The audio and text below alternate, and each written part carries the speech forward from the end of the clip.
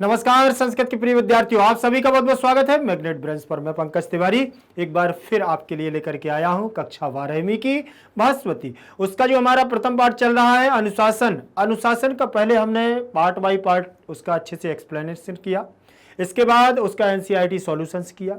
अब हम आपके लिए लेकर के आए हैं कुछ ऐसे मल्टीपल चॉइस क्वेश्चन एमसीक्यूज, जो एक प्रश्न के रहेंगे चार विकल्प। चार विकल्पों में से एक उसका आंसर होगा, उस आंसर को हमें क्या करना पड़ेगा, चयन करना होगा। तो बहुत जल्दी से हम इसको अच्छे से हल करेंगे, आप हमारे साथ बने रहिएगा। स्क्रीन पर देखें जरा, लिखा हुआ है कक्षा 12वीं संस्कृत ऐच्छिक। आपको मैं बता दूं, आप जो भास्वती पढ़ रहे हैं वह भास्वती आपकी कोर है, अर्थात आपकी 12th क्लास में दो बुक्स चलती हैं, एक शाश्वती और एक भास्वती, ठीक है ना। तो यह भास्वती है कोर, जिसे केंद्रिक जानते हैं, और एक हमारी है इलेक्टिव, जिसे हम ऐच्छिक के रूप में जानते हैं। ये द्वितीय भाग के रूप में हम अध्ययन कर रहे हैं और अनुशासनम हमारे पाठ का शीर्षक है। लिखा हुआ है मल्टीपल चॉइस क्वेश्चन। आगे देखेंगे, उसी क्रम में आगे बढ़ते हैं। प्रश्न क्रमांक 1 दिया हुआ है, उससे पहले प्रश्न क्रमांक 1 से पहले मैं आपको पूरे पाठ का एक छोटा सा सार देना चाहता हूं, जिससे कि बनने वाले प्रश्न आपसे सारे अच्छे से बने। लेकिन एक बात याद रखिएगा कि अगर ध्यान से जो मैं बोल रहा हूं उसको जरूर सुनिएगा। बहुत सारे प्रश्न आपको इसमें मिलेंगे, जो मेरे द्वारा बोला जाएगा ना, तो उसको अगर ध्यान से सुनेंगे तो 2-4 क्वेश्चन आपको उसमें मिल सकते हैं, ठीक है ना। तो आपको मैं बता दूं कि जो अनुशासन नाम का हमारा पाठ है, यह संस्कृत वैदिक वांग्मय के अद्वितीय स्थान रखने वाला, संस्कृत वैदिक वांग्मय समझते हैं ना, पूरा ब्रह्मांड जिसमें समाया हुआ है। संस्कृत का इतिहास अगर खंगाला जाए ना, उठाया जाए ना, तो उसमें ऐसी कोई भाषा नहीं है विश्व की, वर्ल्ड की कोई भाषा ऐसी नहीं है जो संस्कृत में समाहित ना हो। उसी वैदिक वांग्मय साहित्य की बात कर रहा हूं, जो वैदिक वांग्मय इतिहास है उसमें अद्वितीय स्थान रखने वाला कौन, तैत्तिरीय उपनिषद। तैत्तिरीय उपनिषद के 11वें अनुवाक के शिक्षावल्ली नामक अध्याय से, पाठ से हमारा यह अनुशासन नाम का पाठ लिया गया है।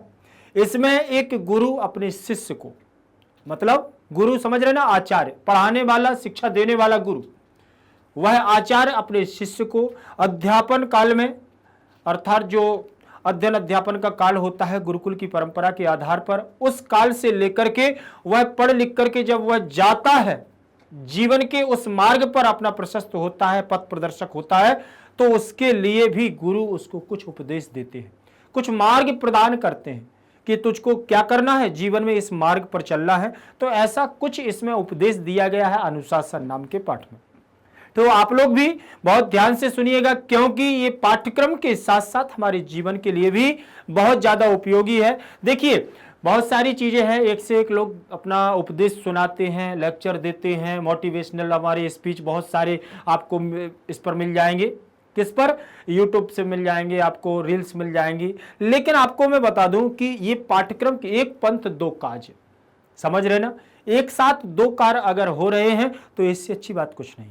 ये देखिए, संस्कृत एक सब्जेक्ट ऐसा है, संस्कृत जो व्यक्ति चुनाव करता है उसके जीवन में निखार तो आता है, इसमें कोई संदेह नहीं है। सवाल ये उठता है कि दूसरे सब्जेक्ट वालों का निखार नहीं होता, होता है, लेकिन उनको मिलता है पुस्तकीय ज्ञान, व्यवहारिक ज्ञान नहीं मिलता। संस्कृत व्यवहारिक ज्ञान के साथ साथ आपको उनको पुस्तकीय ज्ञान भी देता है, पुस्तकीय ज्ञान के साथ साथ व्यवहारिक ज्ञान भी देता है, और जीवन को ऐसे मार्ग पर ले जाता है कि जहां पर ये मान के चलिए कि व्यक्ति बहुत ही सुदृढ़ रहता है, स्वच्छ रहता है, कोई अंकुश नहीं लगा सकता उसके जीवन पर। ऐसा बहुत एक दमकता हुआ चेहरा, लाल, जिसके ऊपर तेज झलकता है। वास्तविकता में अगर संस्कृत का अध्ययन प्रातः काल की बेला से उठ करके नित्य प्रतिदिन अगर संस्कृत का अध्ययन करता है तो उसका ललाट अलग से प्रकाशित मान होता है, उसके चेहरे पर तेज रहती है, कांति रहती है, विभूषित मान रहता है, ऐसा विद्वान बन जाता है वो। चलिए देखते हैं, पहले प्रश्न पर चर्चा करेंगे। पहला प्रश्न दिया हुआ है, वेदम अनुचार्यो अंतेवासिनम अनुशास्ति अंतेवासिनम कः। वेदम अनुचार्यो अंतेवासिनम अनुशास्ति, ये आप लोगों ने अगर ध्यान दिया हो तो आपके पैराग्राफ का प्रथम पंक्ति है, पाठ की प्रथम पंक्ति आपकी ये है। कितने सुंदर, देखिए प्रश्न देखिए पहले किस प्रकार से बना हुआ है कि वेदम अनुचार्यो अंतेवासिनम अनुशास्ति अंतेवासिनम कः। ये पूरा जो पैराग्राफ दिया हुआ है, जो पूरा एक शब्द दिया, वाक्य दिया हुआ है, इस वाक्य में जो अंतेवासिनम शब्द है, अर्थात यहां से लेकर के जो ये शब्द दिया हुआ है अंतेवासिनम, यहां तक ये क्या है वो यहां ये पूछ रहा है, ये किसके लिए प्रयोग किया गया है, आखिर इस क्यों इसके बारे में चर्चा की गई है। चलिए अब बात करते हैं हम कि इसका पहले अर्थ पता हो तब तो जाकर के हम इसके बारे में जानेंगे। तो उन्होंने कहा वेदम अनुच्चार्यो, वेदम माने वेदों को, वेदम में द्वितीय विभक्ति लगी हुई है, कैसे, वेदम, वेदम, वेदेन, वेदाय, वेदाय, वेदात, वेदस्य, वेदे। पूछोगे कि ये कैसे, ये जो वेद शब्द के प्रथमा द्वितीय समान बना हुआ है, ये फल के समान रूप चलाते हैं, पुस्तक के समान, वेदम वेदे वेदाणी, ठीक है ना, वेदम वेदौ वेदाः, ऐसे चलेंगे, ठीक। तो ऐसे अगर ऐसे आप चलाएंगे तो ये फल के समान चलेंगे नपुंसक लिंग में, लेकिन ये वेद हमारा पुल्लिंगवाची है तो यहाँ चलेगा वेदः, यहाँ बनेगा वेदौ और यहाँ बनेगा वेदाः, पुल्लिंगवाची शब्द चलेगा वेदाः, ठीक है ना। अब यहाँ देखेंगे ये प्रथमा हो गया, ये द्वितीय, ये तृतीय, ये चतुर्थी, ये पंचमी, षष्ठी, ये सप्तमी बन गया। अब तो वेदाः तो यहाँ लिखा नहीं हुआ, यहाँ लिखा है वेदम, क्या लिखा है, वेदम। तो वेदम में अनुच्चार है, अनुच्चार में आ जुड़ा हुआ है, अनुच्चार का आ मां में जुड़ गया, इसलिए मां यहां क्या हो गया, पूरा हो गया है। तो वेदम अनुच्चार्यो, अनुच्चार का मतलब होता है पढ़ाकर, पढ़ाकर किसी चीज को, जैसे मान के चलिए मैं यहां से पढ़ा करके आपको जाऊं तो मैं कह दूं कि मैं आज क्या पढ़ा करके आया हूं, मल्टीपल चॉइस क्वेश्चन आपको पढ़ा करके आया हूं। उसी प्रकार से यहां पर भी वेदों को पढ़ाकर, वेदों को पढ़ाकर के कौन, आचार्य, आचार्य गण कौन, जो हमारे आचार्य हैं, जो पढ़ाते हैं, जो शिक्षा देते हैं, अध्यापन कार्य कराते हैं, वही आचार्य। तो वेदों को पढ़ाकर आचार्य, अंतेवासिनम, अंतेवास का मतलब होता है विस्थापित किए गए विद्यार्थी, अर्थात कहीं दूर से आकर के या कहीं निवास करके वो पढ़ते हैं, अंत स्थित वास करके, कहीं दूर जाकर के निवास करके अगर जो विद्यार्थी अध्ययन करता है वो अंतेवासिनी शिष्य कहलाता है, ठीक। तो वेदों का अध्ययन, वेदों को पढ़ा करके आचार्य अपने शिष्यों को, वासिनम में द्वितीय विभक्ति लगी है तो शिष्यों को अनुशास्ति, अनुशास्ति का मतलब होता है उपदेश, उपदेश देता है। तो ये अर्थ पूरा निकलेगा, वेदों को पढ़ा करके आचार्य अपने शिष्यों को क्या करता है, उपदेश देता है। अब वो कह रहा अंतेवासिनम कहा, अंतेवासिनम कहा, अंतेवासिनम शब्द जो दिया है वो किसके लिए दिया हुआ है, तो यहां देखो वनवासी के लिए दिया है, अंतः के लिए दिया है, शिष्य के लिए दिया है कि गुरु के लिए दिया है। आपको शायद आपको समझ में आ गया होगा, क्योंकि अर्थ आपने अगर समझ लिया है, अर्थ को आपने मेरे से सुन लिया है और इससे पहले अगर पाठ को पढ़ा होगा तो निश्चित है कि इस चार विकल्पों में से आपका आंसर आपको सामने समक्ष रूप से, स्पष्ट रूप से आपकी मनः इंद्री में क्या हो रहा होगा, उथल पुथल कर रहा होगा। ऐसा लग रहा होगा कि कब मैं बता दूं, कब मैं बता दूं।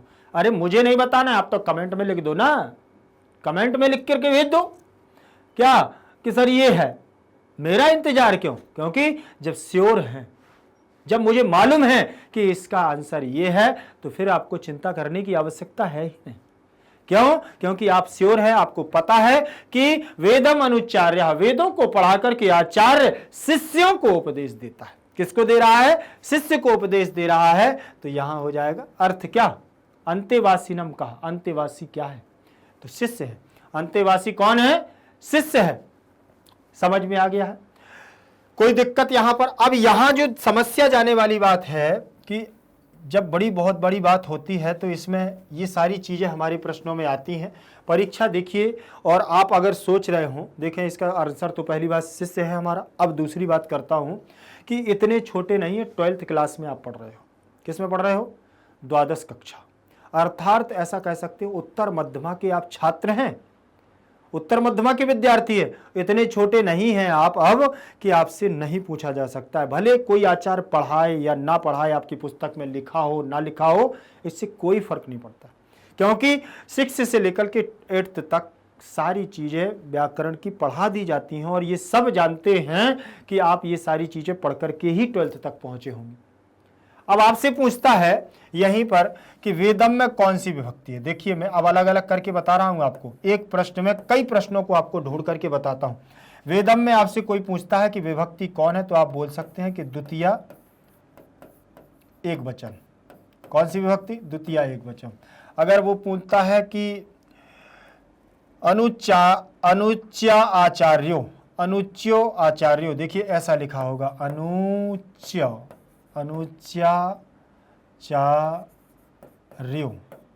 अनुच्याचार्यो। ठीक, अगर ये लिखा है, इसमें कोई आपसे संधि पूछता है तो इसमें कौन सी संधि है? दीर्घ संधि है।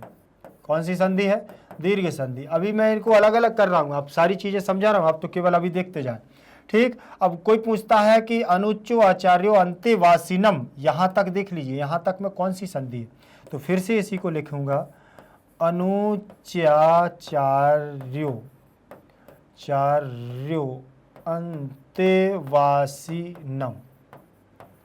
वासिनम। इसमें अगर कोई संधि पूछता है तो इसमें होगी विसर्ग संधि। कौन सी? विसर्ग संधि। अब विसर्ग संधि के अंतर्गत भी मैं बता दूं तो उत्त संधि होगी। कौन सी? उत्त संधि होगी। अब बात करता हूं यहां आगे, अनुशास्त्री में यहां कोई दिक्कत नहीं, यहां पर भी कोई दिक्कत नहीं है। ठीक, चलिए अब यहां तक आप लोग सीमित, इतना ठीक है। अगर इतने भी 4 क्वेश्चन मिल रहे हैं तो बहुत सारे, वैसे तो अगर देखा जाए तो बहुत सारे हैं। जैसे आपसे पूछे कहा में कौन सी विभक्ति है, तो प्रथमा एक वचन। कौन सी विभक्ति है? प्रथमा एक वचन। तो ये भी एक तरह से प्रश्न बन जाएगा। आपसे पूछे अंतेवासिनम का शब्द का अर्थ, तो ये बन गया है। आपसे पूछे कि अनुच्चार्य का अर्थ क्या होता है, तो ये भी एक प्रश्न है। जैसे इससे कोई पूछे आपसे अनुच्याचार्य, इसका अर्थ पूछता है, तो आप इसका अर्थ बता सकते हैं पढ़ाकर। क्या बता सकते हैं? पढ़ाकर बता सकते हैं कि नहीं? आपसे पूछता है कोई अंतेवासिन का, तो आ गया। चले अब देखिए यहाँ वेदम, अभी मैं बता चुका हूं कि कौन सी विभक्ति का रूप है। राम के समान वेद के रूप चल जाएंगे तो द्वितीय विभक्ति एक वचन में हमारा वेदम बन जाता है। यहां तक तो आप समझिए। अनुच्याचार्यों में दीर्घ संधि मैंने बताई है। ये कैसे है इसका, केवल देखिए आप थोड़ा सा इतना देख लेंगे कि इसका संधि विच्छेद क्या है।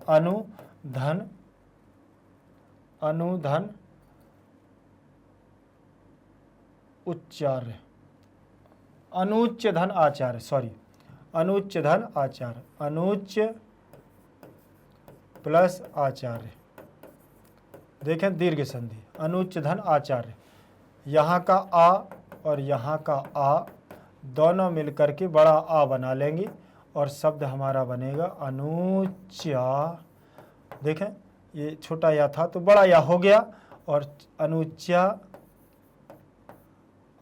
अनुच्याचार्य बन गया है कि नहीं? ये तो यहाँ दीर्घ संधि हो गई है। और दीर्घ संधि में सूत्र रहेगा अकह शवर्णे दीर्घ, अकह शवर्णे दीर्घ। देखिए मैं आप लोगों को इतनी चर्चा क्यों कर रहा हूं कि इससे प्रश्न कौन कौन से बन सकते हैं ये बता रहा हूं। अब इसके बाद लिखा है अनुच्य आचार्यो अंतेवासिनम, तो यहां हमने विसर्ग संधि को बताया है। विसर्ग संधि जरा देखेंगे कि वो कैसे होगी। देखें ये आपका हो गया है अनुच्याचार्य प्लस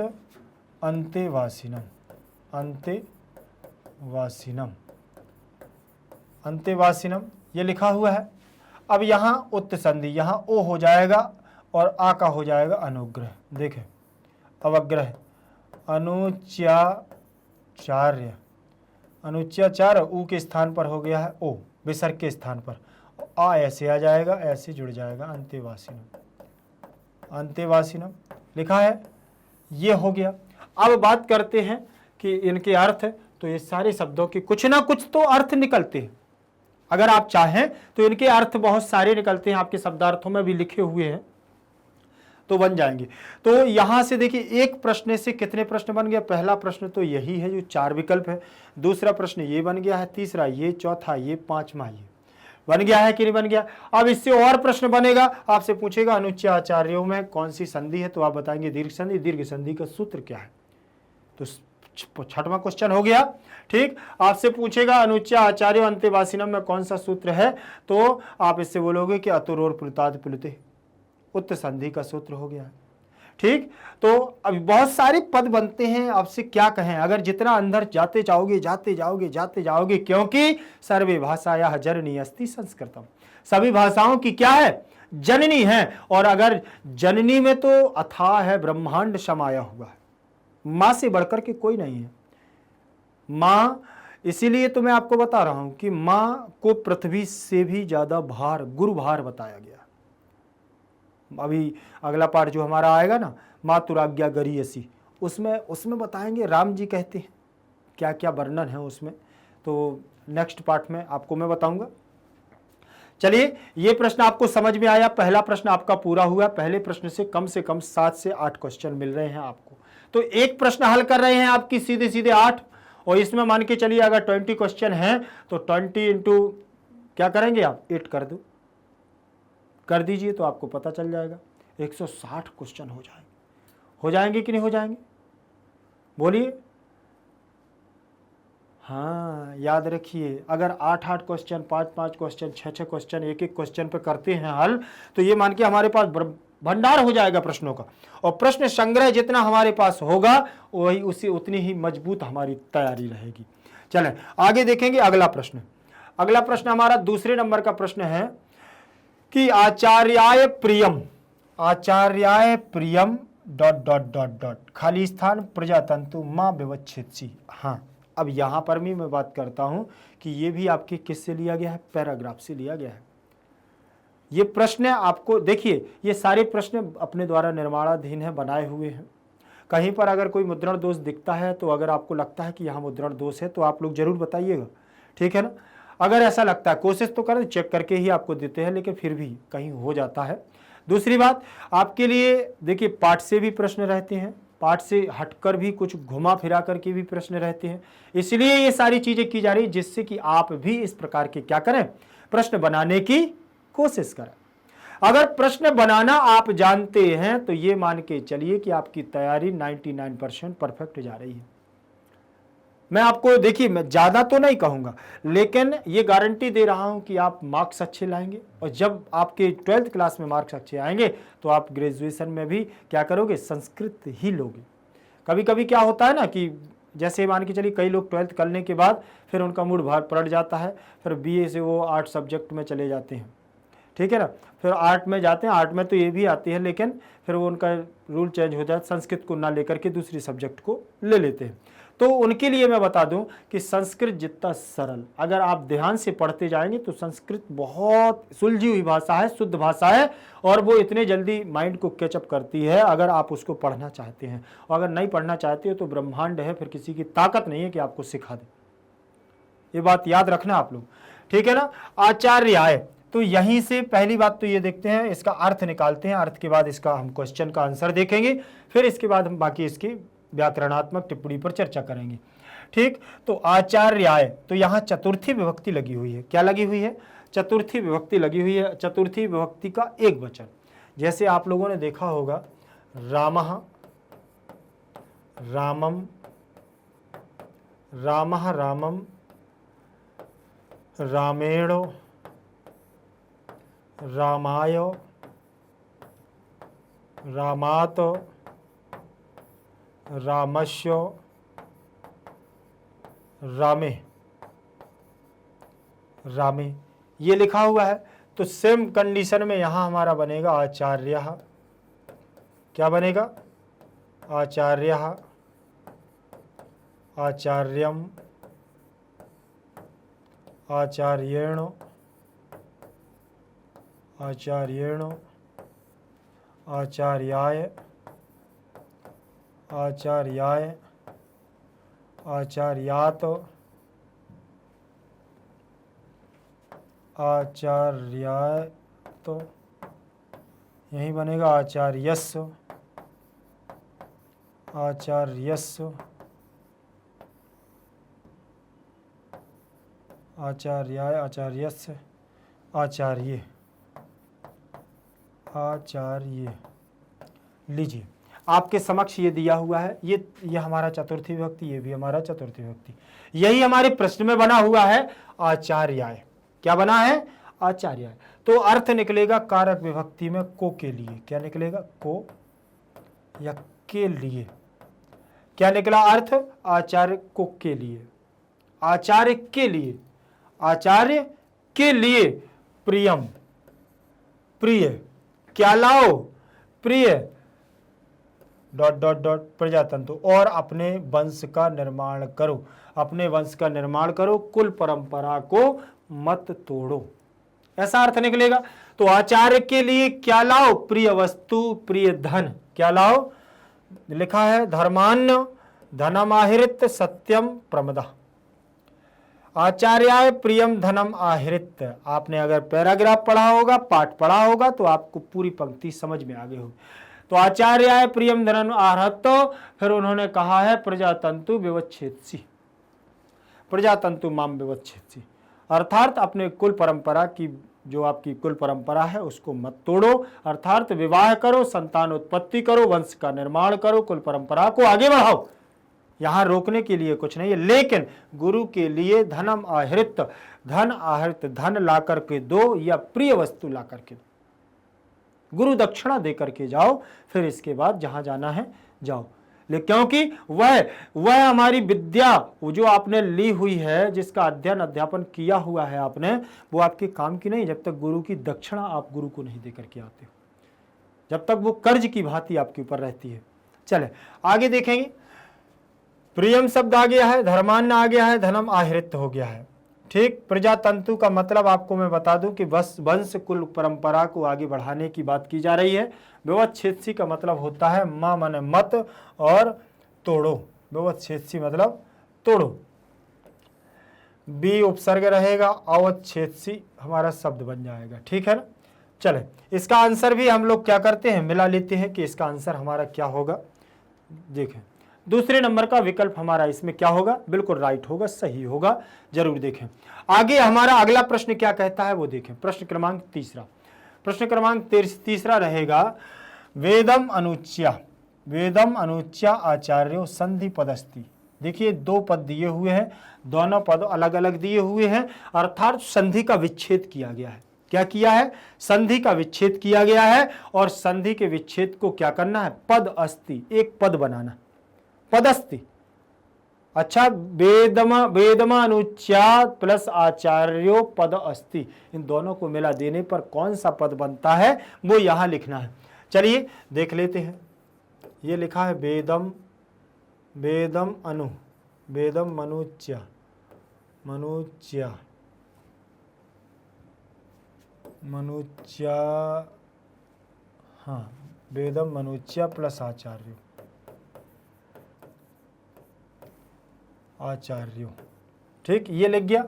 अब बात करें हम यहाँ बड़ा आ हो गया, अनुच्च लिख दोगे तो भी दिक्कत नहीं है, आचार्य का आ हो जाएगा और आ मिल करके क्या बनाएगा? बड़ा आ। लेकिन उससे पहले मैं आपको बता दूं कि इसमें कौन सी संधि है? दीर्घ संधि। जब आपको ये समझ में आएगा दीर्घ संधि है, सूत्र रहेगा हमारा अकह शवर्णे दीर्घा। कौन सा सूत्र रहेगा? अकह शवर्णे दीर्घ। अब बात करते हैं हम अकह शवर्णे दीर्घ क्या कहता है कि संधि में दो पद होते हैं। ठीक, ये प्रथम पद है, ये द्वितीय पद है। ठीक है ना, दो पद होते हैं। पहले पद में छोटा आ हो या बड़ा आ हो, दो में से कोई हो। उसके बाद भी छोटा आ या बड़ा आ में से कोई भी अगर आता है तो दोनों मिलकर के क्या बना लेते हैं? बड़ा आ बना लेते हैं। पहले पद में अगर छोटी ई या बड़ी ई हो और दूसरे पद में भी छोटी ई या बड़ी ई हो तो दोनों मिलकर के क्या बना लेते हैं? बड़ी ई बना लेते हैं। छोटा ऊ प्लस बड़ा ऊ प्लस छोटा ऊ प्लस बड़ा ऊ, दोनों पदों में तो क्या बनता है? बड़ा ऊ बनता है। छोटी ऋषि प्लस बड़ी ऋषि प्लस छोटी ऋषि, फिर इसके बाद बड़ी ऋषि, तो क्या बनती है? बड़ी ऋषि बनती है। ये दीर्घ संधि का हमारा नियम कहता है। यहां पर देखिए दीर्घ संधि के आधार पर ही तो यहां पद बनाएंगे। साधारण अगर आपको तैयार है तो कोई आवश्यक नहीं है इसको लिखने की, लेकिन मेरा तो काम ये है कि इसमें देखिए बहुत सारे हमारे ऐसे विद्यार्थी हैं कि जिनसे बनती है और पढ़ते भी हैं, वो पढ़ते हैं इसलिए बनती है। बहुत सारे हमारे विद्यार्थी ऐसे हैं जिन्हें थोड़ा सा कम देर से समझ में आता है, ऐसे भी है। बहुत सारे विद्यार्थी ऐसे हैं जो अभी नए नए जुड़ रहे हैं, उन्होंने तो कुछ भी नहीं पढ़ा।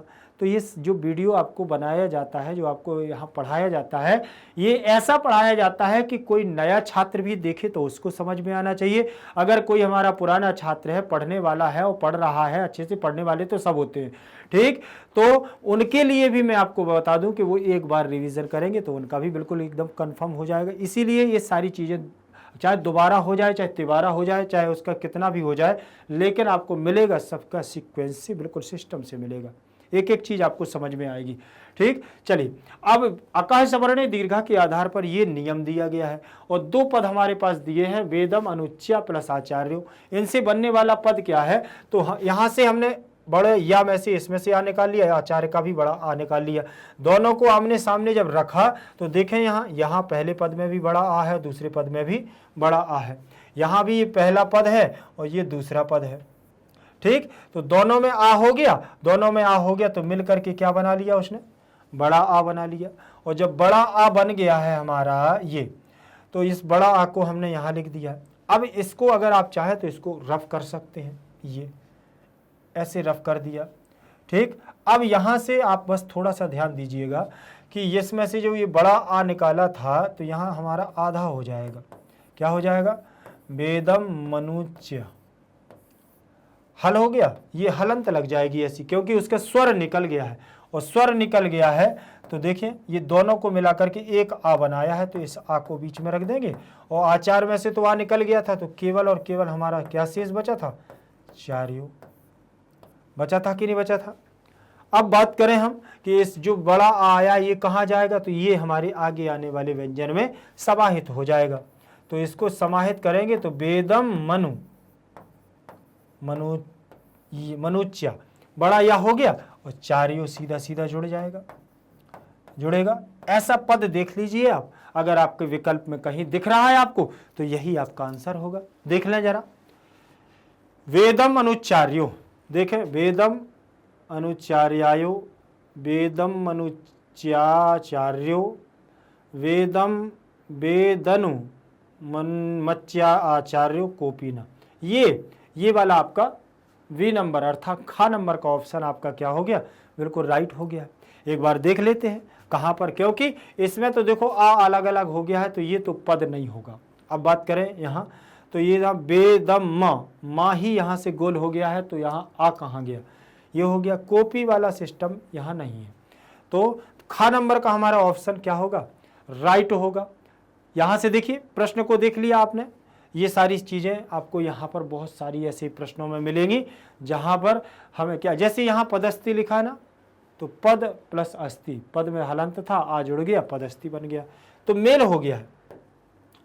चलें प्रश्न क्रमांक तीसरे की बात करते हैं, तीसरा हो गया है, चौथे की बात करते हैं हम।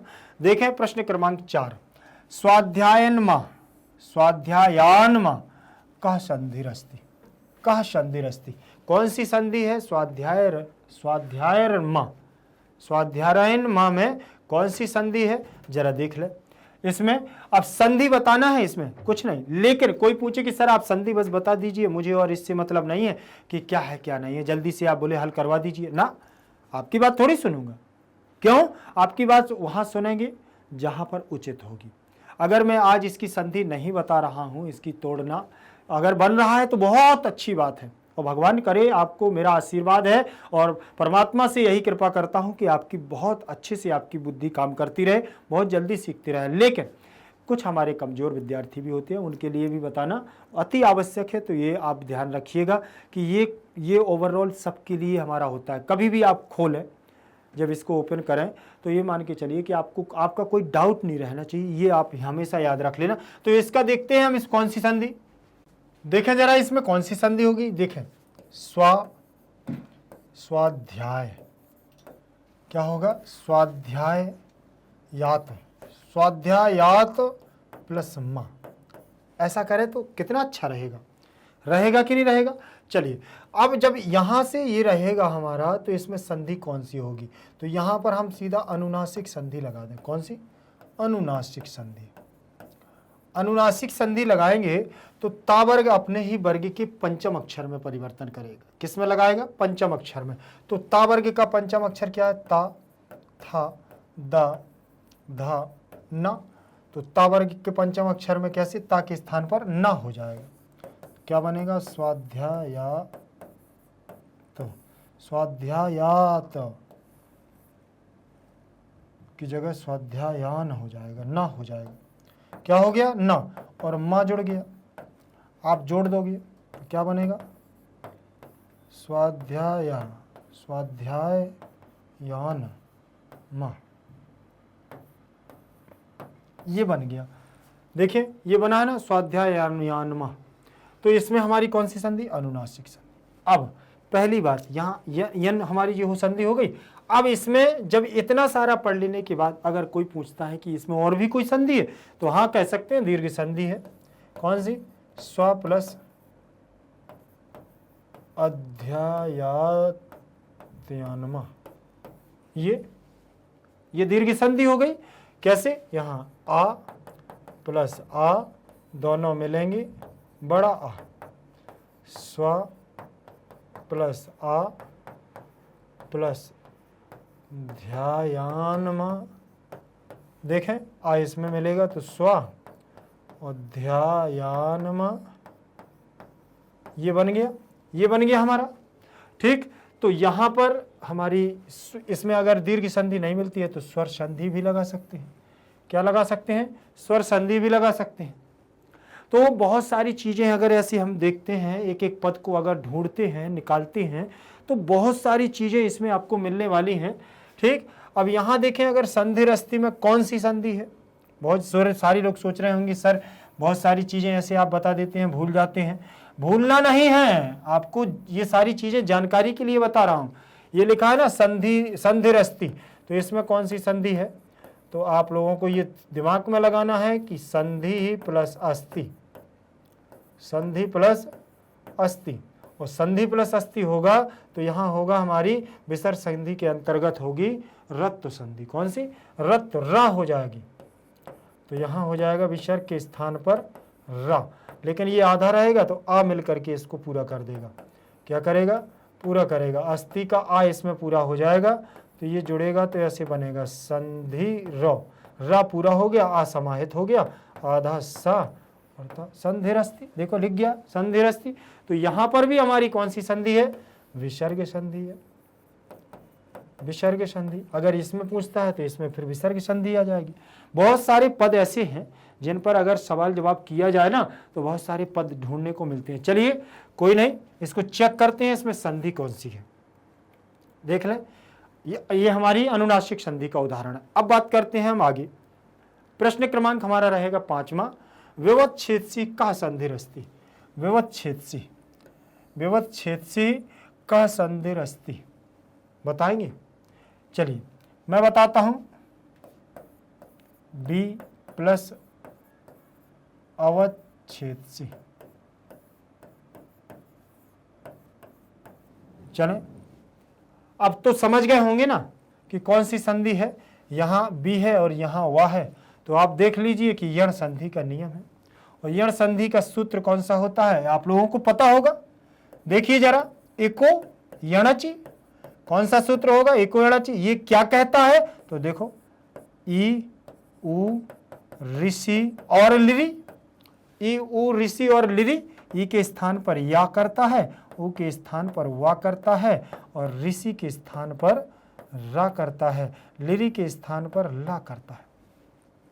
करता है कि नहीं करता? तो देखें यहाँ पहले पद में हम अगर इसमें से ई को निकालें तो वह हमारा आधा हो जाएगा। फिर ई को निकाल लूँ मैं अलग और यहाँ करूँगा अवच्छेदसी, अवच्छेदसी ऐसे कर दूँ। ठीक, ये हो गया। यहाँ ई के स्थान पर वह हमारा ज्यों का त्यों रहेगा। अब ई के स्थान पर या को कर देते हैं और ये लिखा हुआ है हमारा, यहाँ लिख देंगे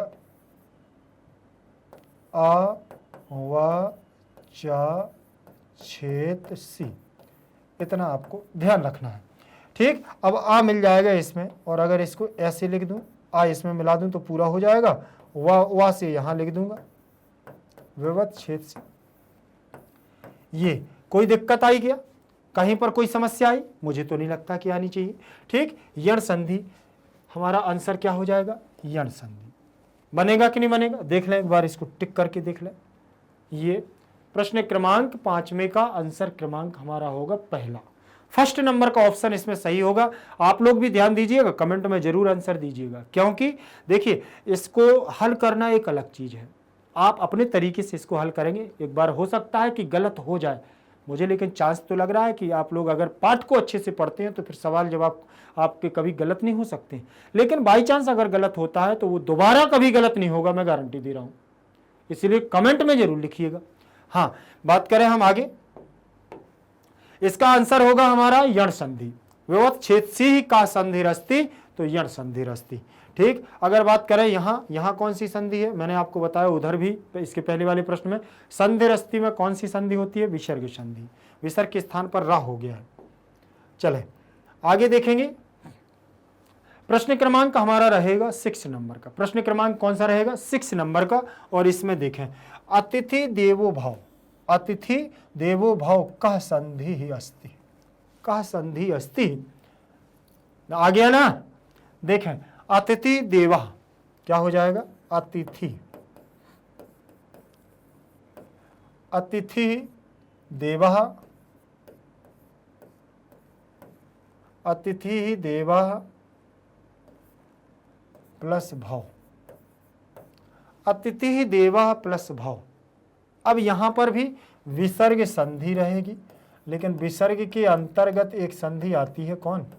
उत्त संधि। अतो रोर प्लुताद प्लुते से उत्त हो जाएगा। क्या हो जाएगा? उत्त हो जाएगा।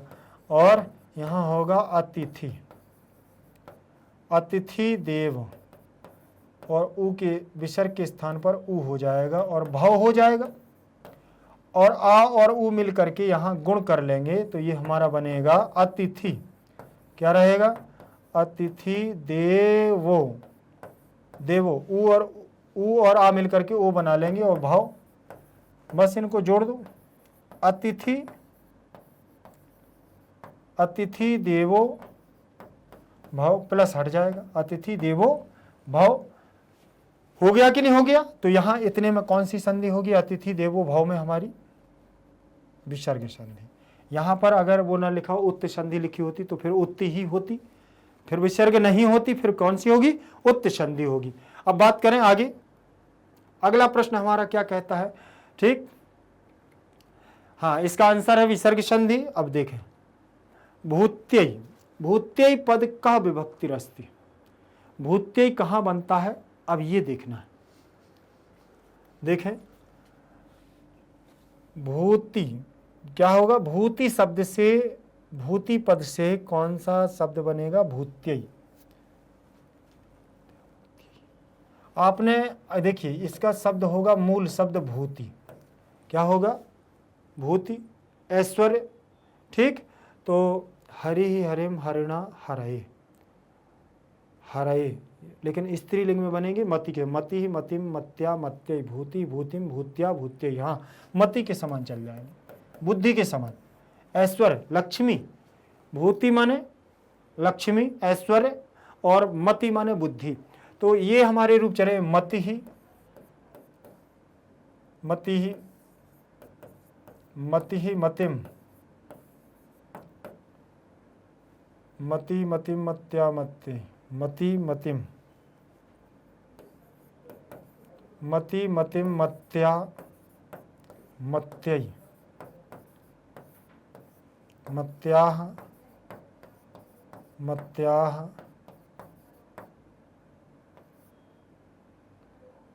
मत्याह मत्याह। ठीक, अब यहां चलेगा भूति, भूति भूतिम, भूत्या भूत्यय, भूत्या भूत्या भूतिम। समझ रहे ना। तो किस प्रकार से यहां बना भूत्यय, कहां बना है, प्रथमा द्वितीया तृतीया चतुर्थी पंचमी, देखें चतुर्थी आ गई ना, आ गई ना, तो यहां क्या बनेगा चतुर्थी। तो देखें भूत्यय पद का विभक्ति वचनम, अब आप तो चयन कर ले गए होंगे ना, भूत्यय में कौन सा होगा, प्रथमा तृतीया चतुर्थी पंचमी वो सप्तमी, कहां बनेगा चतुर्थी विभक्ति, कहां बनेगा चतुर्थी विभक्ति में हमारा बनेगा भूत्यय। तो इसका आंसर कौन सा होगा विभक्ति। और अगर वचन पूछ लेता तो आप कह सकते हैं चतुर्थी विभक्ति एक वचन बनेगा कि जननी जननी जनन्या जनन्यै जनन्या जनन्या जनन्याम हे जननी, जनन्यै भूत्यय वो भी समान है, एक समान बनेंगे। ठीक उसी अगर देखिए साधारण अगर देखें तो सारे रूप लगभग लगभग कहीं ना कहीं एक दूसरे से टच में रहते हैं। चलें आगे, इसका आंसर चेक करते हैं प्रश्न क्रमांक 7 का, ठीक है ना। प्रश्न क्रमांक 7 का चतुर्थी विभक्ति का एक वचन हमारा आंसर हो जाएगा। आगे देखेंगे प्रश्न क्रमांक 8, प्रश्न क्रमांक 8 कब क्या कह रहा है वो देखेंगे। पहला है आचार्याय विभक्ति वचनम अस्ति, आचार्याय विभक्ति वचनम अस्ति। आचार्याय आप देखें पहले इसका मूल शब्द निकालेंगे, क्या होगा आचार्य, मूल शब्द क्या होगा आचार्य। तो आचार्य और ये लिखा हुआ है राम, क्या लिखा है राम, इसके अंत में क्या है छोटा आ और इसके अंत में क्या है छोटा आ, तो दोनों हमारे अकारांत हो गए हैं। ये पुल्लिंगवाची है और ये भी पुल्लिंगवाची है। तो जब अकारांत पुल्लिंगवाची राम है, अकारांत पुल्लिंगवाची आचार्य है, तो राम के समान रूप नहीं चलेंगे। देखें रामः रामम रामेण रामाय रामात रामस्य रामे, सप्तमी हे राम। आचार्य आचार्यम, मुझे लगता है इससे पहले मैं अभी बता चुका हूं, आचार्यम आचार्येण आचार्येण आचार्याय आचार्याय आचार्यात आचार्यात, ठीक, और आचार्यस्य आचार्यस्य और आचार्य, ये बता चुका हूं अभी आचार्य, ठीक है ना। तो यहां देखें आचार्याय चतुर्थी आचार्याय चतुर्थी, तो चतुर्थी विभक्ति किसमें एक वचन में रूप बनेगा, चतुर्थी विभक्ति एक वचन। पंचमी में है नहीं है, प्रथमा में है नहीं है, तृतीया में है नहीं, तो ये तीनों में नहीं है, तो राइट क्या हो जाएगा चतुर्थी एक वचन।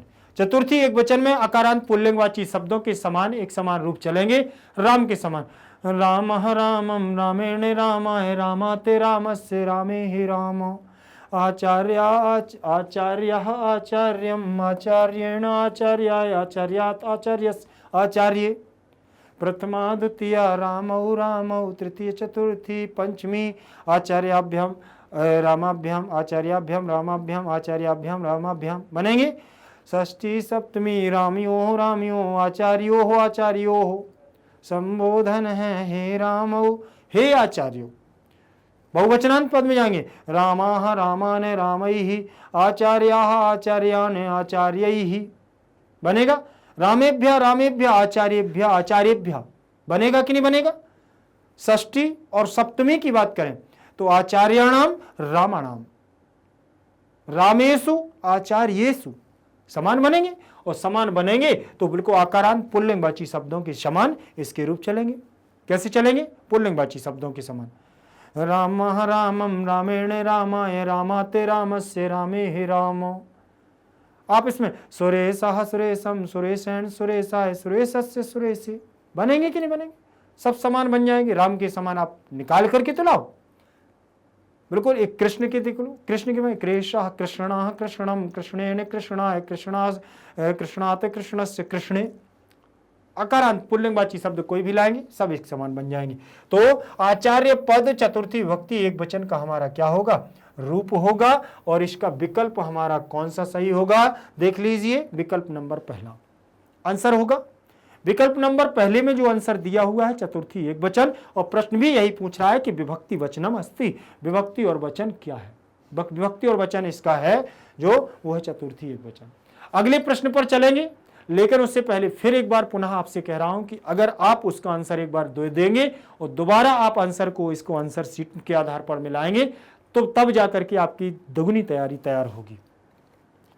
प्रश्न क्रमांक 9 रहेगा हमारा। 8 प्रश्न हम लोगों ने बहुत अच्छे से कंप्लीट कर लिए हैं। तो 9वें प्रश्न पर चलते हैं। 9वां प्रश्न हमारा क्या कह रहा है, अनुशास्ती मूल धातु चुनुत। अनुशास्ती में मूल धातु क्या है।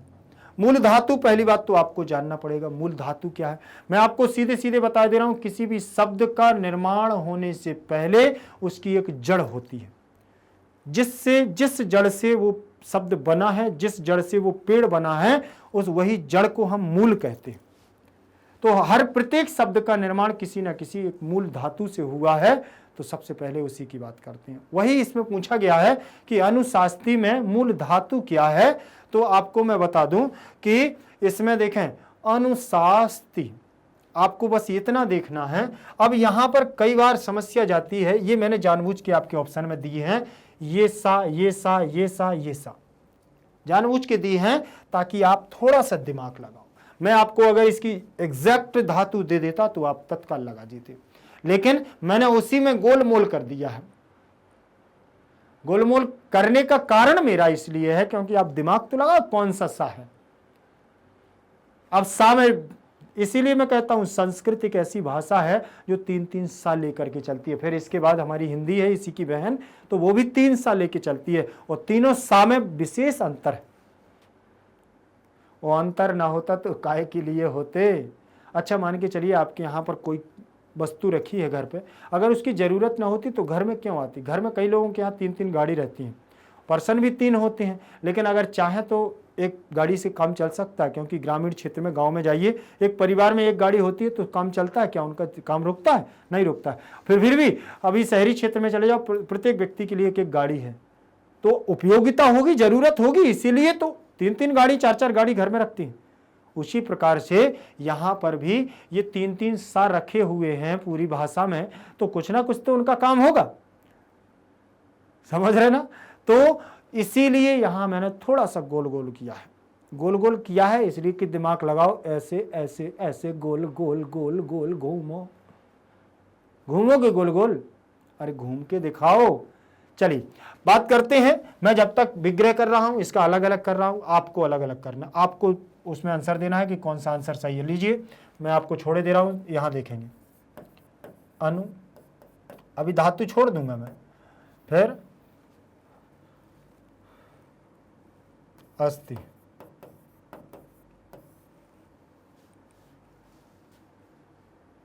अस्ति कर दूं, ठीक,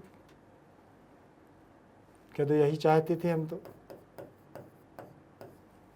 अरे कुछ नहीं है, देखो यहां अनु प्लस सास प्लस ति, अस्ति, अनुशास्ति, सीधा सीधा है।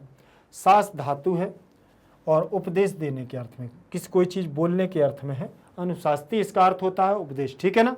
तो सास धातु अनु उपसर्ग रहेगा, ठीक, और अस्ति यहां जोड़ो, शास्ति, अनुशास्ति बन जाएगा, कोई दिक्कत नहीं है। विकल्प नंबर दूसरा इसका आंसर होगा, ठीक। अब देखें, आगे देखेंगे। अगला प्रश्न है हमारा प्रश्न क्रमांक 10। प्रश्न क्रमांक 10 हमारा क्या कह रहा है, जरूर देखें। प्रजायाः विभक्तिरस्ति, प्रजायाः विभक्तिरस्ति, प्रजाया में विभक्ति है।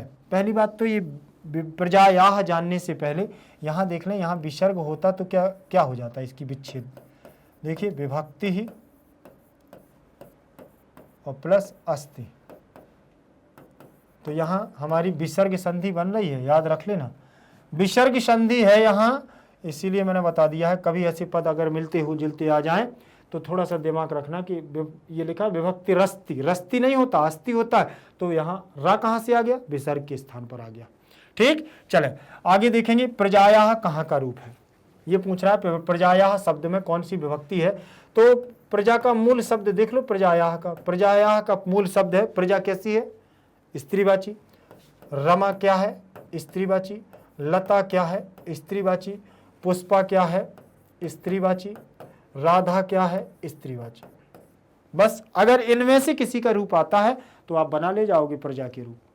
ठीक, देख लें जरा लता के रूप देखें। लता लताम लतया लतायै, लता लताम लतया लतायै, लतायाः लता लतायाः लतायाः लतायाम लतायाम, हे लते हे लते हे लते। लता लताम लतया लतायै, लतायाः लतायाः लतायाम, हे लते। रमा रमाम रम्या रमायै, रमायाः रमायाः रमायाम, हे रमे। पुष्पा पुष्पां पुष्पया पुष्पायै, पुष्पायाः पुष्पायाः पुष्पायाम, हे पुष्पे। राधा राधां राधया राधायै, राधायाः राधायाः राधायाम, हे राधे। आ रहा है कि नहीं आ रहा। अब प्रजा का देखना। प्रजा प्रजाम प्रजया प्रजायै, प्रजायाः प्रजायाः प्रजायाम, हे प्रजे। तो लतायाः लतायाः, रमायाः रमायाः, पुष्पायाः पुष्पायाः, राधायाः राधायाः, सीतायाः सीतायाः, प्रजायाः प्रजायाः, कथायाः कथायाः, भाषायाः भाषायाः। बनेंगे कि नहीं बनेंगे, तो कहां बनेंगे, पंचमी और षष्ठी। कहां बनेंगे, पंचमी और षष्ठी। तो बात करते हैं कि पंचमी षष्ठी में अब विकल्प क्या होगा, तो जरा यहां देख लें। तृतीय विभक्ति में बना, कहीं नहीं बना, चलिए गलत। पंचमी में बना, हां बना। षष्ठी में बना, हां बना। तो क्या खा प्लस गा दोनों सही हैं, यू आर राइट, बिल्कुल चौथे नंबर का विकल्प सही होगा, दोनों में बनता है। अगर दोनों ऑप्शन में ना होते और दोनों ऑप्शन के बाद अगर ये ऑप्शन ना होता तो फिर समस्या जाती। ये ऑप्शन अगर ना होता तो इन दोनों की फिर समस्या हो जाती कि किसमें लगाएं। लेकिन अगर उसने चौथा ऑप्शन दिया है कि खा प्लस गा दोनों में बनता है क्या, तो एग्जैक्ट आप उसको बोल सकते हैं, हाँ बिल्कुल बनता है। सबसे महत्वपूर्ण है, साधारण अगर प्रश्न को हल करते समय ये अगर हम देख लेते हैं कि कौन सा बनता है कौन सा नहीं बनता है, और उसने विकल्प दिया है कि खा और गा दोनों विकल्प सही है क्या, तो हाँ दोनों विकल्प हमारे क्या हैं, सही है। चलिए यहां कोई समस्या तो नहीं होगी, इतने में तो कोई समस्या नहीं आनी चाहिए। अगर ये रूप आप लोगों को थोड़ा सा तैयार करने ही पड़ेंगे, मैं करवाऊंगा, मैं रो रो करके करवाऊंगा, गा गा करके करवाऊंगा, हंस हंस करके करवाऊंगा, लेकिन थोड़ा सा अभी प्रयास आप लोग करते जाइएगा। मैं गारंटी ले रहा हूं कि 20 दिन एक दिन में एक आप लोगों का श्लोक हो, वो एक रूप होगा। तो 15 दिन में 15 शब्द रूप करवाना है और 5-7 दिन में 10-12 धातु करवाऊंगा। तो ये मान के चलिए कि 20 दिन 25 दिन की क्लास में आपकी शब्द रूप और धातु रूप निपट जाएंगे एक एक क्लास में, ठीक है। अब बात करें और सारे हैं तो कारक भी हैं, फिर उपसर्ग भी हैं, प्रत्यय भी हैं, संधि हैं, समास हैं, फिर तो व्याकरण है, व्याकरण बहुत होती है। लेकिन ये शब्द रूप, धातु रूप, संधि, समास, उपसर्ग, प्रत्यय, कारक अगर इतने पढ़ लिए तो अपनी 80% अर्थ निकाल पाएंगे, बहुत मजबूत हो जाएंगे। चले आगे देखेंगे। प्रश्न क्रमांक अगला हमारा रहेगा 11 नंबर का। प्रश्न क्रमांक 11 नंबर का क्या कह रहा है जरूर देखें। प्रश्न क्रमांक 11 नंबर में लिखा है पितृदेवः, पितृदेवः कः समासः अस्ति, पितृदेवः कः समासः अस्ति। पिता को देवता मानो, पिता देवता हैं, इसमें कौन सा समास है। कर्मधारय समास है क्या, तत्पुरुष समास है क्या, बहुव्रीहि समास है क्या, अव्ययीभाव समास है क्या। लेकिन अब इनका थोड़ा सा ये जान लें। कर्मधारय समास में विशेषण और विशेष की बात होती है, विशेषण और विशेष। विशेषण और विशेष्य की बात होती है। ठीक, तत्पुरुष समास में उत्तर पद प्रधान होता है, उत्तर पद प्रधान होता है। इसमें भी विशेषण और विशेष की बात होती है, लेकिन इसमें उत्तर पद प्रधान होता है। बहुव्रीहि समास की बात करें तो दोनों तीसरा पद प्रधान होता है। तीसरा पद, अन्य पद क्या होता है? तीसरा पद प्रधान, तीसरा पद प्रधान होता है। ठीक है ना। लेकिन इसमें हमारे दोनों पद क्या होते हैं? गौण होते हैं। अव्ययी भाव समास में पूर्व पद प्रधान, पूर्व पद प्रधान होता है। अब यहां से बात करें हम कि जो बहुव्रीहि समास है तो तीसरा पद है तो पितृदेवताओं, पितृदेवता हो, पिता देवता होते हैं। तो ये एक समय से अगर देखा जाए तो अन्य पद के लिए वो संकेत कर रहा है, देवता के लिए। पिता यहां है लेकिन किसी अन्य एक उपाधि दे रहा है देवता से, तो बहुव्रीहि समास होना चाहिए। ठीक, लेकिन देव का विशेषण पिता, विशेषण और विशेष की तो कोई यहाँ तुलना नहीं हो रही। उत्तर पद केवल देव यहाँ विशेष है, क्या पिता नहीं है? तो ये तत्पुरुष भी गया। अव्ययी भाव में तो उपसर्ग होना चाहिए। ठीक है ना, अव्ययी भाव में उपसर्ग होना चाहिए, तो ये भी आपको ध्यान रखना है। तो मुझे लगता है इसमें बहुव्रीहि समास ही हमारा उचित रहेगा। चलिए देखते हैं। हाँ, बहुव्रीहि समास इसका हमारा विकल्प सही होगा। ठीक, अब बात करें चाहे पितृदेवा आ जाए, चाहे मातृदेवा, चाहे अतिथि देवो, चाहे आचार्य देवो, सब में बहुव्रीहि होगा। कैसी बढ़िया रही ट्रिक। कोई भी देव आ जाए, देवः, अतिथि देवा, आचार्य देवा, पितृदेवा, मातृदेवो, भ्रातृदेवो और जननी जन्म भूमि स्वर्गादपि, सब में बहुव्रीहि समास। चलिए आगे देखें। अगला हमारा प्रश्न होगा अनुच्य प्रकृति प्रत्यय चिनुत। क्या लिखा है? अनुच्य, अनुच्य पद लिखा है, अनुच्य नहीं, अनुच्य होना चाहिए। यहां क्या होना चाहिए? अनुच्य, बड़ा उ। अनुच्य में प्रकृति और प्रत्यय देखना। चले, इसमें अनु प्लस वच प्लस ल्यप। देखें, अब यहां देखें तो विकल्प ये मैंने लिख दिया है, ये पहला वाला। इसमें ऊंच लिखा है, दूसरा भी देख सकते हैं। और इसमें वच लिखा है, यहाँ ल्युट लिखा है, ऐसा भी देख सकते हैं। ये कोपी ना कोई भी नहीं हो सकता है, ये भी हमारे लिए महत्वपूर्ण है। चले, लेकिन इससे पहले हमें तो बनाना क्या है? अनुच्च को बनाना है। अनुच्च कैसे बनेगा? तो यहां हम एक देखें, उपसर्ग हमारा अनु है, लेकिन यहां जो बच धातु लिखी हुई है, ये बच धातु क्या है कि बोलने के अर्थ में होती है। काय के अर्थ में होती है? बोलने। बच धातु बोलने के अर्थ में, बोलने के अर्थ में होती है। लेकिन आपको मैं बता दूं, वच धातु का संप्रसारण होता है। क्या होता है? वच धातु का संप्रसारण होता है। संप्रसारण समझ रहे हैं ना? बहुत विस्तार, विस्तार होना, प्रमोशन होना, छोटे पद से बड़े पद पे जाना, संप्रसारण होना। अब यहां संप्रसारण कैसा होगा? बोले सर वो वच लिखा हुआ है तो बच की जगह उच्च कर दो, बच की जगह उच्च कर दो। ठीक, और यहां ल्युट ल्यप प्रत्यय है तो लकार की और पकार की करो इत संज्ञा और तस्य लोपा से लोप, तो केवल यह शेष बचेगा, केवल यह रहेगा। और यहां पर बात करें तो यहां उपसर्ग ज्यों का त्यों आ जाएगा। आ जाएगा कि नहीं आ जाएगा? और जब यहां वो आ गया तो अन में से केवल हमें क्या निकाल लेना है? छोटा ऊ निकाल लेना है। अन में से छोटा ऊ निकाल लिया और उच्च यहां आपका दिया हुआ है, उच्च प्लस या ज्यों का त्यों रहेगा। अब यहां देख लो, ये ऊ और ऊ मिल गया है तो दीर्घ संधि लगा डालो जल्दी से। जब दीर्घ संधि लगा दोगे दोनों मिल जाएंगे तो ये बड़ा ऊ बन जाएगा। क्या बन जाएगा? बड़ा ऊ बन जाएगा। बड़ा ऊ बनेगा तो इस बड़ा ऊ की मात्रा इसमें ना में लग जाएगी। क्या लग जाएगी? बड़ा ऊ की मात्रा लग जाएगी कि नहीं लग जाएगी? और चा हमारा आधा बचेगा तो चा आधा लगा दो और या जोड़ दो। क्या पद बन गया? अनुच्च। और अनुच्च का मतलब होता है पढ़ाकर। कौन सा? मतलब विकल्प नंबर पहला सही होना चाहिए। ठीक है ना? विकल्प नंबर हमारा पहला सही होना चाहिए। चलिए चेक कर लेते हैं कि कहां तक हमारा सही जा रहे हैं। ये देखें, विकल्प नंबर पहला हमारा क्या हो गया? सही हो गया। सही होने का कारण क्या है? कारण यह है कि अगर संप्रसारण आपको पता है, संप्रसारण आपको पता हुआ तभी आप जाकर के कर पाएंगे, नहीं तो बच बच बच बच बच बच बच ढूंढते रहोगे, अनुच्च बनेगा ही नहीं। आपको पता होना चाहिए, क्योंकि हमारे व्याकरण में बहुत सारी धातुएं ऐसी हैं जिनका संप्रसारण होता है और संप्रसारण का मतलब होता है प्रमोशन। बोले तो कैसा संप्रसारण हुआ है? आप लोगों ने यण संधि बहुत पढ़ी है, आपको मैं बता रहा हूं। ये लिखा है ई उ ऋषि और लिरी। ये ई के स्थान पर या होता है, उ के स्थान पर वा होता है, ऋषि के स्थान पर रा होता है और लिरी के स्थान पर ला होता है। ये दिया हुआ है।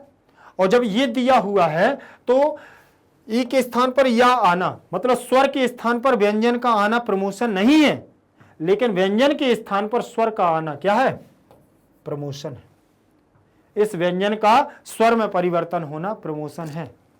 ऊंचे पद पे जा रहे हैं, स्वर क्योंकि स्वतंत्र होते हैं, व्यंजन किसी की सहायता से बोले जाते हैं। बिल्कुल समझ में आ गई ना? एक एक बात आना चाहिए।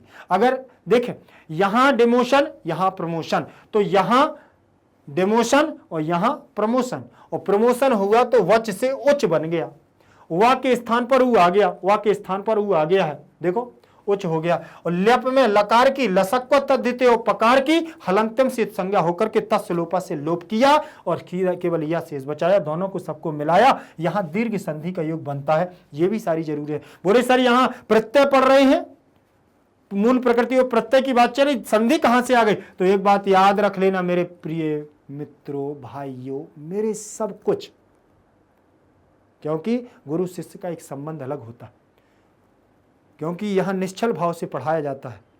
यहां ना तो कोई छोटा है ना कोई बड़ा है। यहां ज्ञान की बात चल रही है तो समान रूप से सबको एक बिंदु की तरह देखा जाता है। ये देख लिया जाता है कि हमारे सामने हमारे छात्रों को किसी चीज की कमी न रह जाए, एक छोटी से छोटी चीज उनको बता दी जाए। यही तो होती है। कोई भी आप किसी भी गुरु से अध्ययन लेंगे तो ये मान लीजिए कि गुरु के अंदर खोट नहीं होता, केवल पढ़ाते समय। पढ़ाते समय अगर वो खोट करेगा फिर वो गुरु नहीं है ना, नथिंग, कोई गुरु नहीं है वो केवल फॉर्मेलिटी कर रहा है आपके साथ, ठीक है ना। तो ज्यादा से ज्यादा, और हम लोगों के साथ तो ये कंडीशन नहीं है, क्योंकि हमारे यहाँ आप लोगों से कुछ लिया नहीं जाता, तो फॉर्मेलिटी कैसे करेंगे?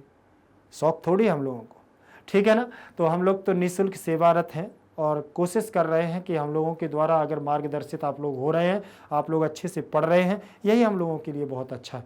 आप लोगों के मार्क्स अच्छे आते हैं और आप लोग कभी कमेंट के द्वारा, किसी वीडियो के माध्यम के द्वारा आप लोग अगर रिस्पॉन्स देते हैं कि मैग्नेट ब्रेंस के परिवार की द्वारा उनकी मेहनत से आज हमारे मार्क्स इतने आए हैं, तो हम लोगों का तो इतने में हृदय प्रफुल्लित हो जाता है।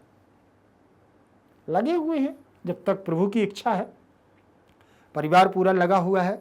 ये परिवार एक ऐसा परिवार है, इसमें कम से कम नहीं है 100-150 लोग हैं और पूरा परिवार लगा हुआ है तन मन धन से आप लोगों के लिए। बस आप लोग अगर सफल होते हैं तो हम लोगों के लिए बहुत सफलता के द्वार खुलते जाते हैं कि हमारे पढ़ाए हुए विद्यार्थी अच्छे पद पर पहुंच रहे हैं, अच्छी सफलता प्राप्त कर रहे हैं। ठीक, चलिए बात करें तो यहाँ पर जो संधि की बात कर रहे थे हम, संधि हर जगह प्रयोग हो सकती है। ठीक, चले आगे देखेंगे। अगला 12 नंबर का जो प्रश्न हमारा क्रमांक हुआ, 12 नंबर के प्रश्न क्रमांक में आगे जो हमारा रहेगा अगला प्रश्न 13 नंबर का प्रश्न होगा हमारा, क्या वो देखें। वेदम अनुच्च आचार्यों कम अनुशास्ति। वेदों को पढ़ा करके आचार्य क्या उपदेश देता है? किसको उपदेश देता है? सॉरी, किसको उपदेश देता है? वेदों को पढ़ाकर आचार्य किसको उपदेश देता है? वेदों को पढ़ाकर के आचार्य किसको उपदेश दे रहा है? वेदों को आचार्यों को, अनुच्च को और या अंतेवासिनम किसको दे रहा है? शिष्यों को देगा उपदेश। किसे देगा? और किसे देगा बताओ? वेद को उपदेश देगा क्या वेद? आचार्य। आचार्य को ही उपदेश देगा क्या आचार्य? अनुच्च माने पढ़ा करके उपदेश देगा क्या आचार्य? अंतेवासिनम माने शिष्यों को, बालकों को, छात्रों को उपदेश देगा। तो अंतेवासिनम मतलब छात्रों को या शिष्यों को उपदेश देता है। ठीक, तो यहां पर इसमें रहेगी द्वितीय विभक्ति। द्वितीय विभक्ति आचार्यों, यहां विसर्ग संधि हो जाएगी, विसर्ग, अनुशास्ति, सास धातु रहेगी, अनुपसर्ग रहेगा, अंतेवासिनम में द्वितीय विभक्ति रहेगी। चलो एक बार मिला लें, मिलाएं जरा। इसका आंसर होगा का नंबर का। क्या होगा? का नंबर का इसका विकल्प सही होगा। चले आगे देखेंगे। प्रश्न क्रमांक हमारा 14 नंबर का क्या रहेगा, जरूर देखें। केभ्या न प्रमदितव्यम। केभ्या न प्रमदितव्यम, किससे हमें आलस्य नहीं करना चाहिए, ठीक है ना। किससे नहीं आलस करना चाहिए, बोलें, जल्दी बोलें, क्या होगा। किससे आलस नहीं करना चाहिए? पितृ देव पितृ कर्म से भी आलस नहीं करनी चाहिए, सत्य से भी आलस्य नहीं करना चाहिए, धर्म के मार्ग पर चलने से आलस्य नहीं करना चाहिए। समझ रहे ना, किस किस चीज से। तो यहां ऑप्शन में देख लीजिए, जो आपको मिल जाए वही आपका होगा। प्रिय वंधनम, प्रियम धनम, ये प्रियम है, प्रियम धनम, प्रिय धन से आलस्य नहीं करना चाहिए। अंतेवासिनम, शिष्यों से आलस्य नहीं करना चाहिए। सत्यात, शिष्य से आलस्य नहीं करना चाहिए, सत्य से। वेदम, वेद को आलस्य नहीं करना चाहिए। देखें अब यहां अलग, अगर आप थोड़ा सा दिमाग लगाएंगे तो विभक्तियों से सारा अर्थ है। यहां देखें केभ्या, किसको आलस्य नहीं करना चाहिए, या किसमें आलस्य नहीं करना चाहिए, ठीक। तो प्रिय धन में आलस्य नहीं करना चाहिए, जब नहीं ना, प्रिय धन में को आलस्य नहीं करना चाहिए, द्वितीय विभक्ति लगी है तो को का अर्थ है प्रिय धन को आलस्य नहीं करना चाहिए, गलत हो गया। अंतेवासिनम, इसमें भी द्वितीय लगी तो अंते, शिष्य को आलस्य नहीं करना चाहिए, यह भी नहीं जम रहा। सत्य से आलस्य नहीं करना चाहिए। प्रमदितव्यम, आलस्य नहीं करनी चाहिए। वेदम, वेद को आलस्य नहीं करना चाहिए। तो ये इसमें से आप ये मान के चलिए कि सत्यात सा, पंचमी विभक्ति में से का चिन्ह दिया हुआ है। सत्य से आलस्य नहीं करना चाहिए, सत्य की ओर जाने में आलस्य नहीं करना चाहिए। प्रवचनों में भी आलस्य नहीं करना चाहिए, प्रवचनाभ्याम, प्रवचन आदि में भी आलस्य नहीं करना चाहिए। धर्म कर्म के कार्यों में भी आलस्य नहीं करना चाहिए। चलिए इसका ऑप्शन देख लेते हैं। विकल्प नंबर तीसरा हमारा क्या है, जिसमें दिया हुआ है कि सत्य से आलस्य नहीं करना चाहिए। प्रमदितव्यम, ना प्रमदितव्यम। अगला हमारा प्रश्न है 15 क्रमांक, 15 नंबर का प्रश्न है, और जिसमें दिया हुआ है वध।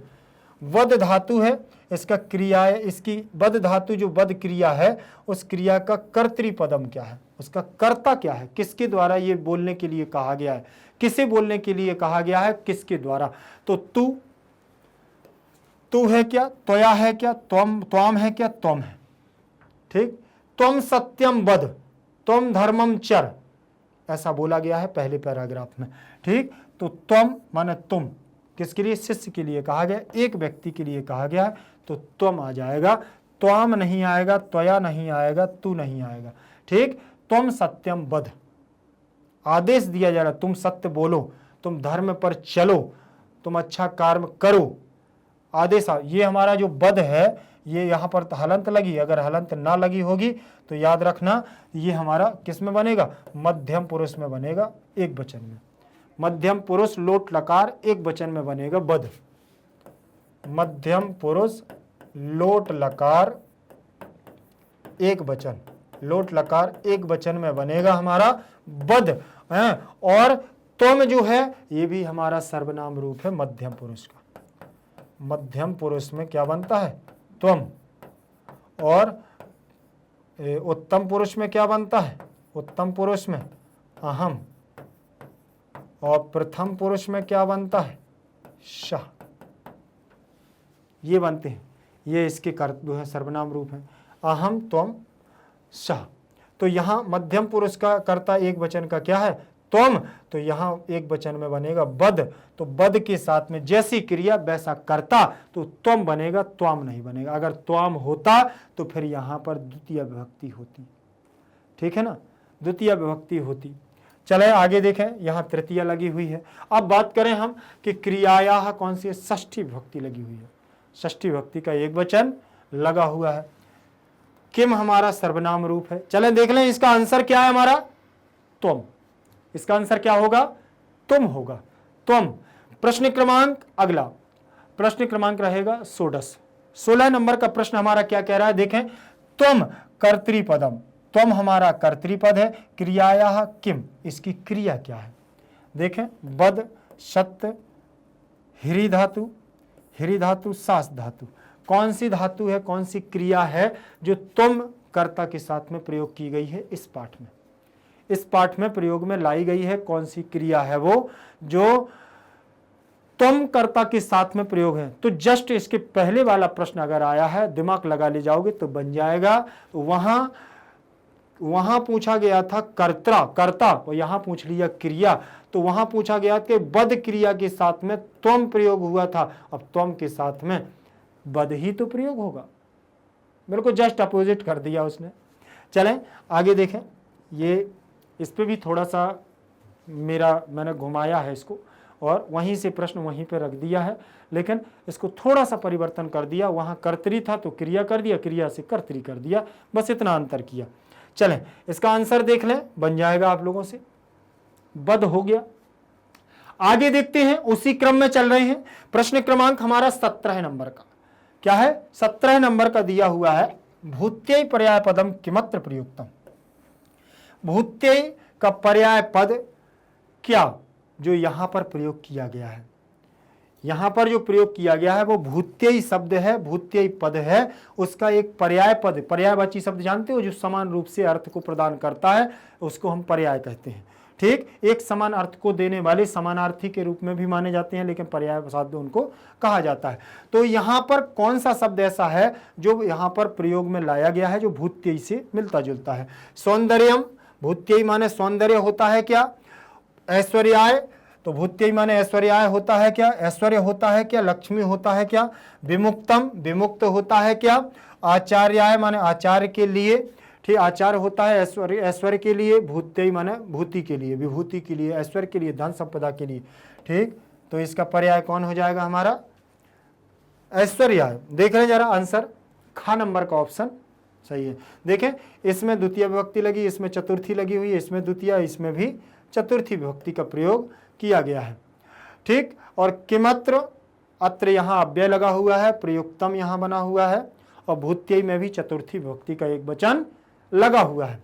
चलें आगे देखेंगे, अगला प्रश्न हमारा क्या कह रहा है वो भी जरूर देखें। मां प्रमदः विपरीतार्थक पदैहि का। मां प्रमदः का अर्थ ही पहले पता होना चाहिए हमें कि मां प्रमदः का अर्थ क्या है। मां प्रमदः विपरीतार्थक पदैहि का, मां प्रमदः मतलब इसका विपरीतार्थक पद क्या है, पहले तो वो प्रश्न बता रहा है कि क्या है इसका विपरीत, विलोम शब्द क्या है। तो मां प्रमदः का मतलब होता है आलस्य नहीं करना, आलस्य नहीं करना।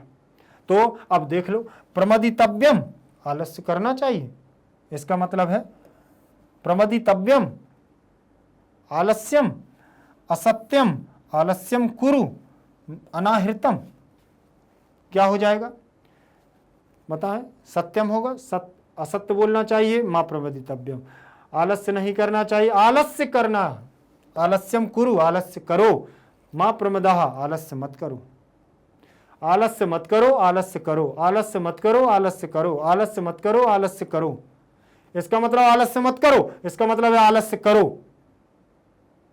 तो हो गया ना विपरीतार्थक, विलोम पद हो गया, और विलोम पद हो गया तो विपरीतार्थक पद हो गया।